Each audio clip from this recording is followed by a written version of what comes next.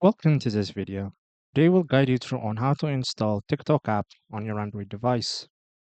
So the first thing you have to make sure of is that you're connected to the internet either through Wi-Fi or cellular data.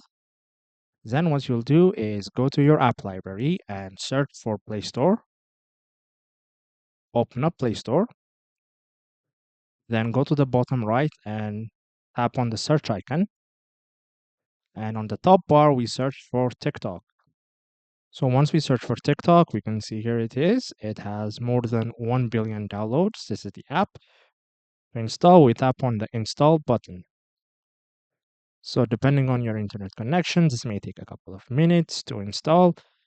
Once it has finished downloading, it will install. And once installed, we will have this open button on the right. We'll click on open, and there you have it. TikTok has been installed on your Android device.